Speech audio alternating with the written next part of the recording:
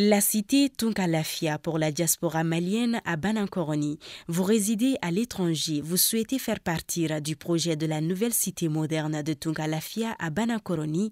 Envoyez rapidement votre demande de réservation par WhatsApp au 00336 41 94 03 80 ou au 00336 77 83 04 14. La cité moderne Tunkalafia sera composée d'une vingtaine de maisons individuelles sur des parcelles de 300 mètres carrés, des appartements, des espaces verts, des aires de jeu pour enfants, salles de sport, etc. Le tout sur 1 hectare de terrain clôturé. Après l'acquisition des parcelles, vous avez le choix entre la construction avec Tunkalafia d'une villa 3 chambres plein pied à partir de 26 millions de francs CFA ou d'un duplex 4 chambres à partir de 35 millions de francs CFA. Vous pourrez aussi faire le choix d'acquérir un appartement en copropriété dans un des immeubles de la cité à partir de 17 millions de francs CFA. La parcelle de 300 mètres carrés est au prix de 4 500 000 francs CFA, payable en une seule fois ou sur 12 mois ou 18 mois. Le plan de financement de la construction se fera par la suite, soit en individuel, soit dans un groupe de tontines de construction Tunkalafia. Le projet de cité Tunkalafia à Banankoroni, un havre de paix et de tranquillité pour un séjour ou un retour au pays serein et en toute confiance. Avec Tunkalafia, pour chaque Malien de l'extérieur, une maison à l'intérieur.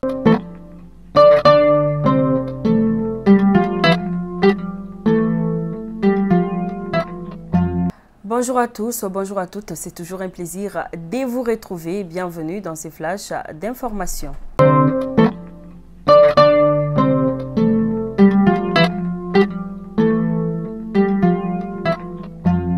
Dans la région de Mopti où les Famas récupèrent un important lot de troupeaux des mains des gâtes au cours d'une mission spéciale. Les Famas ont pu récupérer jeudi dernier plus de 600 têtes de bétail dans la localité de Somadougou dans la région de Mopti. Il s'agissait entre autres des bœufs, des moutons, des chèvres et des ânes. La remise officielle de ces animaux aux autorités administratives de la localité s'est déroulée le vendredi dernier au camp de Safourolay. Étaient présents les autorités administratives et coutumières de la région de Mopti ainsi que le représentant du chef secteur 4 de l'opération Maliko, le commandant Amadou Touré.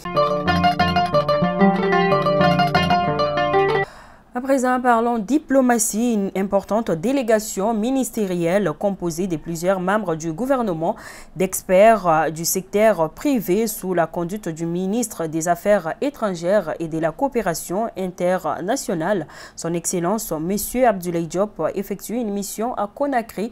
C'est mardi 15 novembre jusqu'au 17 novembre 2022 dans le cadre de la 9e session de la Grande Commission mixte de coopération Mali-Guinée.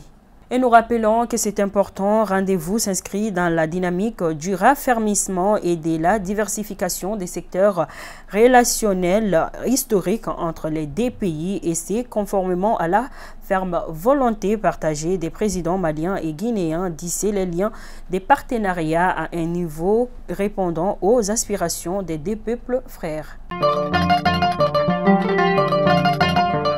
Sécurité à Tombouctou, communiqué du conseil communal des jeunes de Tombouctou. Nous avons appris avec regret l'assassinat d'Ibrahim Sissé, jeune pompiste à Tombouctou. Il a été violemment frappé par un militaire vendredi dernier et a malheureusement succombé à ses blessures ce matin. Ainsi, le conseil communal des jeunes de Tombouctou appelle la jeunesse à plus de retenues. Déjà, les auteurs. Ainsi, nous rappelons que les auteurs ont été identifiés et arrêtés par les autorités de la région. Ainsi, nous prions pour les repos éternels de son âme. Sommet Russie-Afrique, son Excellence le colonel Assimi Goïta invité officiellement. En effet, le ministère des Affaires étrangères et de la coopération internationale du Mali a annoncé le vendredi dernier que Moscou a officiellement invité le président de la transition du Mali, le colonel Assimi Goïta, à participer au sommet russe-Afrique prévu en juillet 2023 à Saint-Pétersbourg. Koutiala, préavis de grève des établissements secondaires privés des cercles de Koutiala et Yorosso. Et cela intervient suite au non-paiement des frais scolaires et demi-bourses d'un grand nombre d'établissements secondaires général, techniques et professionnels au titre de l'année scolaire 2021-2022. Dans les brefs de nos confrères des studios Tamani, départ des marcheurs pour les pèlerinages d'Ekita. En effet, des 147 marcheurs ont pris le chemin d'Ekita hier, lundi 14 novembre 2022, pour les 51e pèlerinages marial. Ils sont accompagnés de 3 prêtres et des sœurs. Leur départ a été donné après la messe à l'église catholique de Kati sous la présidence du maire de Kati. L'événement est prévu du 19 au 20 novembre 2022 au pied de Notre-Dame du Mali. Ainsi, nous souhaitons très bon pèlerinage aux pèlerins. Toujours dans les brefs de nos confrères des studios Tamani, le Mali vers la création d'un pôle judiciaire contre la cybercriminalité. En effet, le gouvernement a adopté un projet de texte portant création d'un pôle judiciaire spécialisé en matière de lutte contre la cybercriminalité. C'était lors du Conseil des ministres de la semaine dernière. Page noire de ces flashs d'information, l'illustre égyptologue, chercheur en histoire, spécialiste des sciences et thématiques africaines, serait décédé des suites d'un AVC. En effet, Jean-Philippe Kalala Ombotunde nous a quittés hier 14 novembre en Guadeloupe. Ainsi, nous prions pour le repos éternel de son âme.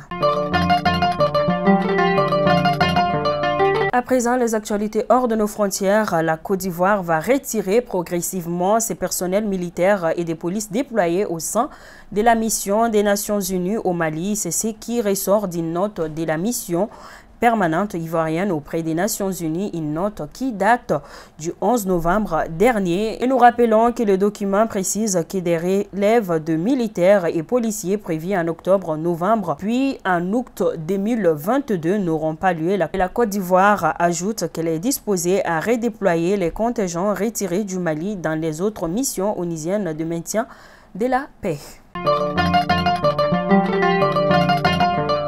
Nous clôturons ces flashs d'informations au Burkina où l'armée burkinabé suspectée d'exactions contre des civils.